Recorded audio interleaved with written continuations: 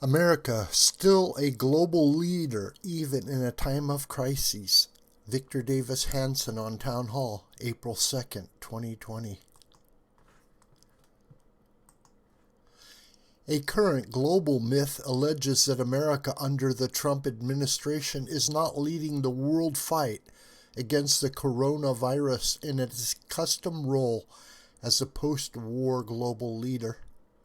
Yet the U.S. was the first major nation to issue a travel ban on flights from China, with Donald Trump making that announcement on January 31st.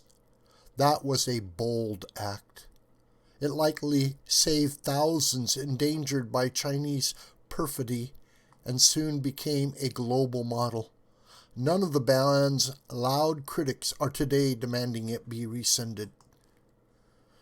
In typically American fashion, as we have seen in crises from Pearl Harbor to 9/11, after initial shock and unpreparedness, the U.S. economic and scientific juggernaut is kicking into action.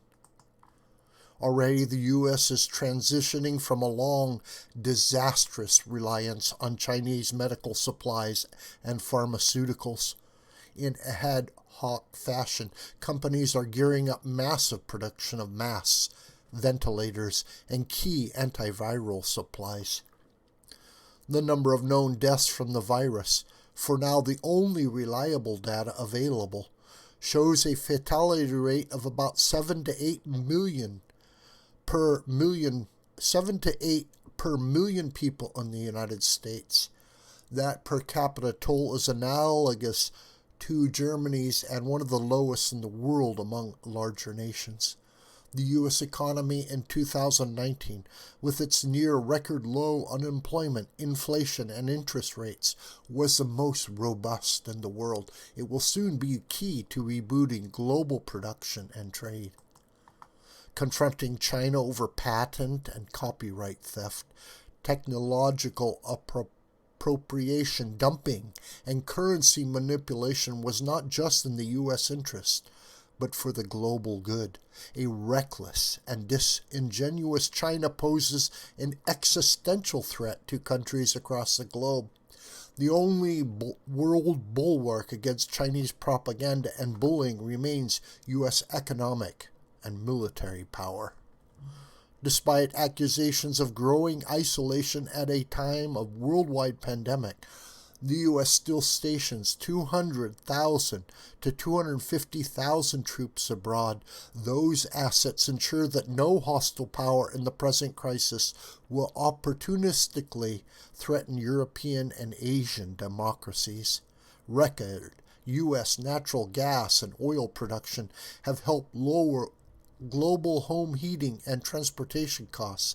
Among the biggest beneficiaries are Europe and Japan, the largest customers for Russia and the Middle East's unreliable energy production.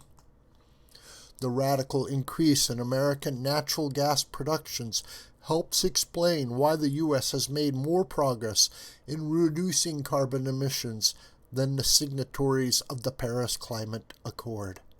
That voluntary agreement has had little success in curbing the planet's largest carbon emitters. Even as the U.S. registered robust economic growth of nearly 2.5%, it nonetheless reduced its carbon emissions by 0.5% in 2017, the latest year for which data is available, which was the largest reduction in the world. The truth is that the free world would be a safer and more secure place if Europe, not the U.S., acted more responsibly. Individual European Union countries have junked their utopian EU brotherhood and are reverting to nationalist self-interests. Fracking natural gas, with less reliance of coal-fired power plants, might have allowed European nations to meet their Paris Climate Accord promises. Italy and other European countries have been especially vulnerable to Chinese mercantile pressure and have mortgaged their economic futures to Beijing with disastrous results. If the European Union produced more of its own gas and oil, it would not empower Moscow and the Middle East through its colossal importation of their energy. And if NATO countries just met their obligation to spend 2% of their gross domestic product on defense, then the West would not be so vulnerable in such times of crises. NATO nations could more effectively draw on their military and health resources to fight the virus. Nor has the United Nations been much help.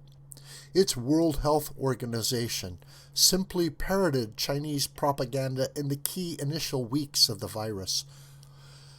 WHO claimed in mid-January that there was no human-to-human transmission, then suggested weeks later that a travel ban on Chinese flights would have little value in combating the spread of the virus. Both were lies, but were welcomed by the Chinese government. Where the West is deficient is in its current lack of imagination of its most hallowed institutions. Universities in the United States and Europe are in suspension. They currently have hundreds of thousands of empty dorm rooms. Why not offer them as temporary refuges to the vulnerable, homeless, and poor?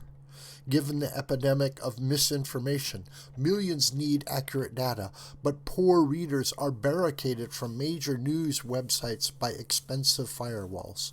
Required subscriptions to the New York Times and Washington Post, for example, could be temporarily waived, at least for any articles that offer key information concerning the coronavirus.